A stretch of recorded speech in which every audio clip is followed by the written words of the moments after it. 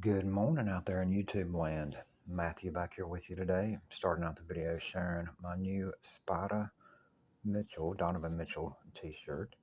Um, Yesterday I was out and about and going to the grocery stores because we're getting ready for our most recent snowstorm. And it's still snowing now. It's supposed to snow all day and all night. Um, we are still here in Northeast Ohio, 3 straight weeks of temperatures below freezing, and next week is going to be the coldest week of the year. This is the coldest winter we have had so far since probably I've been living in Ohio. Next week we've got one day that the low temperature is -8 degrees. That's not the wind chill. That's the regular temperature. That's as hot as it's going to get all day. That day is -8. So anyway, but I was out yesterday and I went into my local Giant Eagle and they had a bunch of these Spida-Mitchell shirts and I picked up matching ones for me and Roseanne. And that's mainly what we're going to do. We're going to start something that Roseanne actually started about 8 years ago, seven years ago. Back when LeBron was still with the Cavs, she went out one day and bought us matching T-shirts, and we started a trend that year. It was the last year LeBron was in Cleveland, and we wore every night that the Cavs played. We wore our matching T-shirts and supported them, and rooted for them. And that's what we're going to do the rest of this year with these Spida-Mitchell shirts. We play Oklahoma City tonight. Very tough team. We beat them last week in Cleveland. We'll see how we do in Oklahoma City tonight against them, as they are. It's actually the game of the NBA right now, as the Cavs and the Oklahoma City Thunder, best records in basketball, I believe. And if I'm wrong, I'm sorry. I don't keep up with the Western Conference. I mainly just keep up with the Cavs. But anyway, I thought I'd share that at the start of this video as I get ready to share yesterday's mail with you. Now, this was not from yesterday's mail, but I had said that in my last video that I would show that after I completed what I was going to do with that. But the rest of this came in yesterday's mail. I'll go ahead and start with this. If you did not watch my last video or are new to my channel, this right here um, is for the 88 Tops project. All of these actually are for the 88 Tops set project that I started about 6.5, 7 months ago. In that time, I've not been able to find an autographed example of the Sammy Stewart card, and I know they're out there. I've got uh, two different cards signed by him from the earlier 80s with the Orioles, but I've also got 88 Donruss cards signed by him with the Indians, and I've seen there's plenty of autographs of his on sites like eBay, um, COMC, so forth, so on, but not that one. And the only one I've seen listed for sale currently is up for sale. It's been for at least 6 months now on eBay for $250. I will not pay that. I'll be honest with you. Hall of Famers in this set that I've acquired, like Nolan Ryan, don't even cost as much as that. So I mean, they don't even sell for $250. So why would anybody pay $250 for a common player, even though he was a good relief pitcher? I mean, I realize he's been passed away for many years, but I'm just not giving that. So since I can't find an autographed example of this card, I took the next best step for the 88 Tops project. And I picked this up last week, $5, Facebook group. And I took and cut, it was a signed index card, and I measured and cut it so it's the exact size of a standard baseball card, 3x5, or, you know what I mean. I'm sorry. 3x5 is it was a 3x5 index card, but anyway, same size as a baseball card. I put it in a penny sleeve and a top load, and I'm going to put it in the 88 Tops autograph set like this, right with the Sammy Stewart card.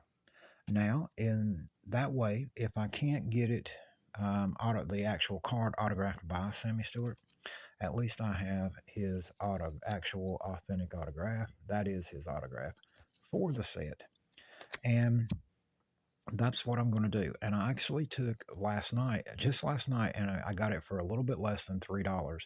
I bought a signed index card by Manny Lee, a former shortstop, second baseman for the Toronto Blue Jays, and I think he played 1 year for the Texas Rangers. And I bought it for less than $3 because of the fact that I cannot find an example.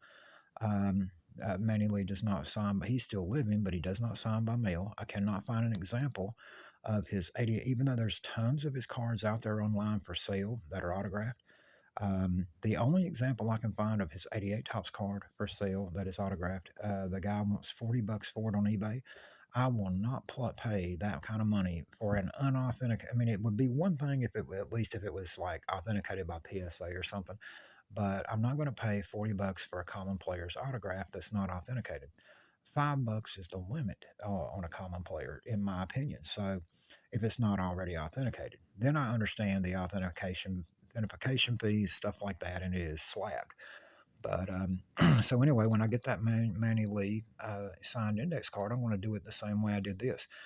Down the road, if I get an autographed, if I come across one for sale that's autographed that is nice and it's a reasonable price, and I decide to buy it, then I can always put this in somewhere else in my autograph collection and just replace that. But in the meantime, my plan is to finish this 88 Tops project, which is the complete 88 Tops regular and traded sets autographed. And like I said, that some people might say that's cheating, but I'm going to complete it one way or another. And if I don't have every single card signed by the players, I will at least have the autograph of every player in the set as part of the set.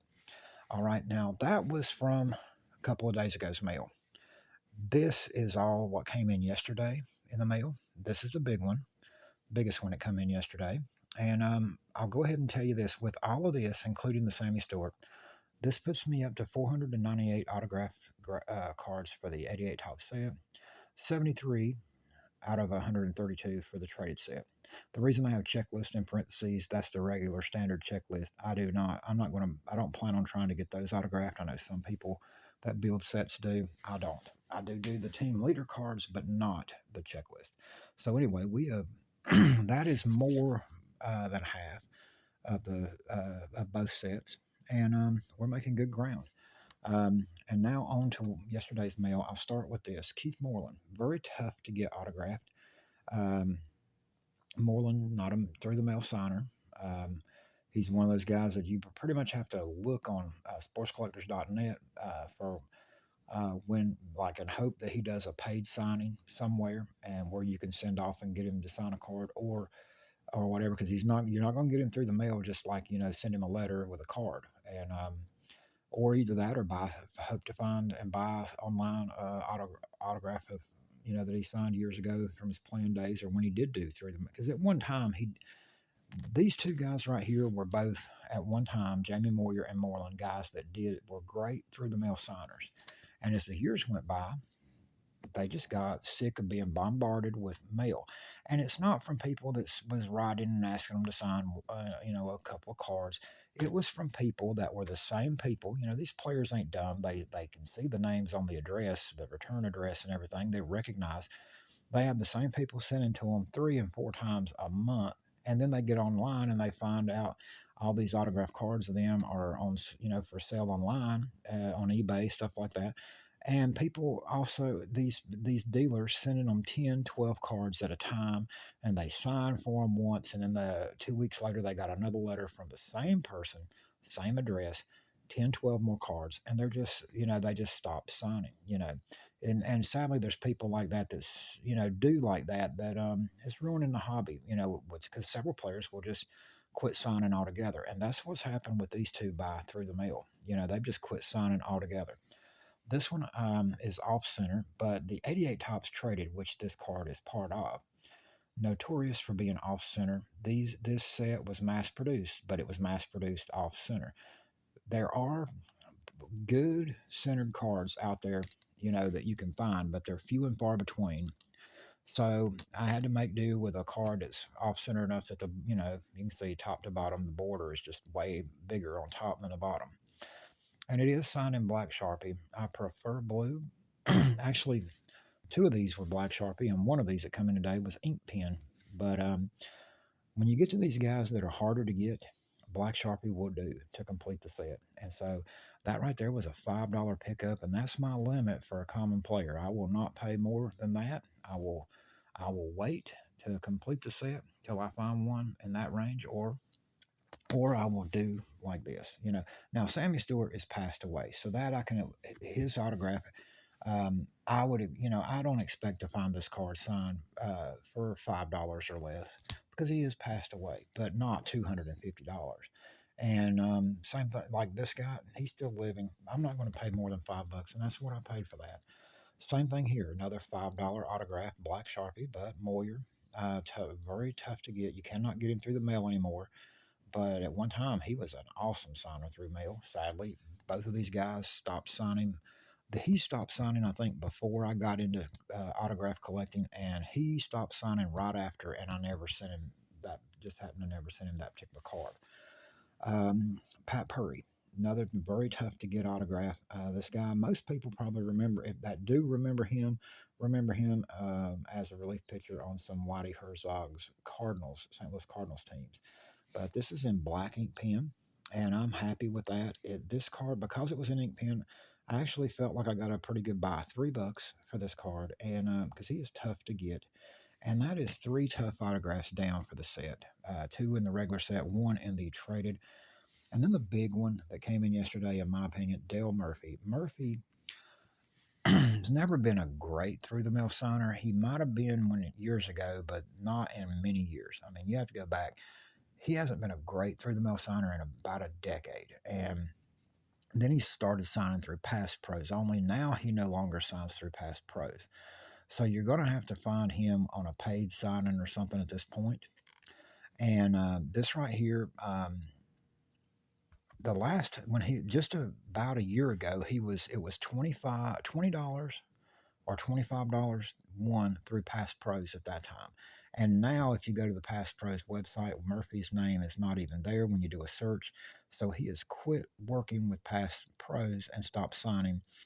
I checked on sportscollectors.net and on SCF, and there's his home address is there, but there's no recent successes at all. And there was several people had sent like checks for like $25 donations, stuff like that. Nothing. He's not sent anything back.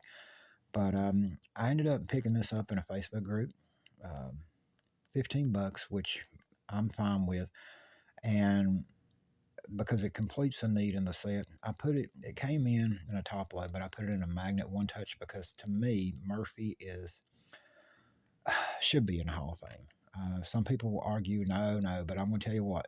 If he'd have hit two more he finished his career with 398 homers. If he'd have hit two more home runs, he would have been elected to the Hall of Fame. I guarantee it. Because if they would have let guys like Harold Baines, if they would, there is so many guys in the Hall of Fame that Murphy was better than, and Murphy does not get credit. He was Mr. Atlanta Brave back in the 80s. I mean, he carried that franchise. He was a two-time MVP. There is no doubt that if you base a Hall of Famer being a guy like, take for example Dizzy Dean. Dizzy Dean only had about five great major league seasons before injuries destroyed his arm. Well, Murphy had more than that. Murphy was a big time run producer in the heart of Atlanta's lineup throughout the whole 80s. Now, yes, in 1988 and 89, his numbers fell way off. And then he finished out his career in the early 90s not producing a whole lot with Philadelphia. But um, you can also look, my favorite player of all time, Mike Schmidt. He won three MVPs in the 1980s, and Murphy won two in the National League. So that tells you Murphy. I consider Murphy to be just right up there behind my favorite player, Mike Schmidt, as greatest players of the entire decade of the 80s. Murphy had the numbers, he had the stats, and if a guy like Harold Baines, who is nowhere near the level of player Murphy was, is in the Hall of Fame, if a guy like Dizzy Dean can make the Hall of Fame just because he had five dominant seasons, then Dale Murphy for sure had at least five dominant seasons. As you can see right there, look at those numbers, leading the league. Sorry, my camera got out of focus. Playing every game, leading the league in runs one year, 131 runs another year. That's runs scored. Look at the doubles, homers, RBIs. He's even a 30-30 man one year. He led the league in slugging. And he hit for a decent average right there at that point in his career. And his highest home run total 44 in 87. Murphy to me, there's so many guys, and in there, you can if you go down looking through guys that's in the Hall of Fame, there is a ton that you can say, well, if they're in there, why isn't Murphy? He was definitely one of the greatest players of his generation.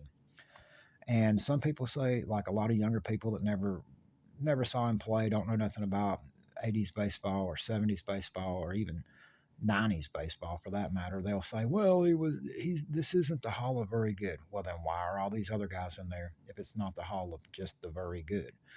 At any rate, I'm thrilled with this.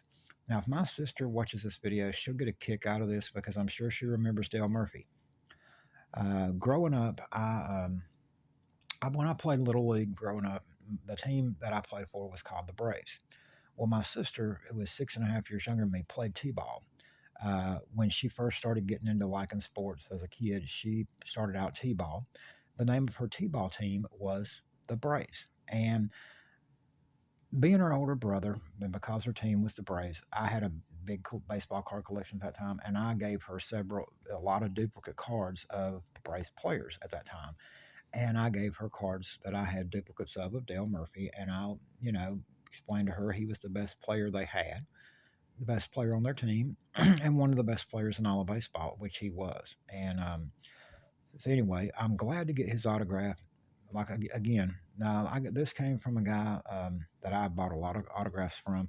That had at one time he's in a Facebook group I'm in, and he has been collecting autographs for probably 20 years. But he had at one time been trying to build this set and gave up because he couldn't ever get the Bo Diaz, who passed away in 1989. He could never get his copy of the autographed Bo Diaz signed.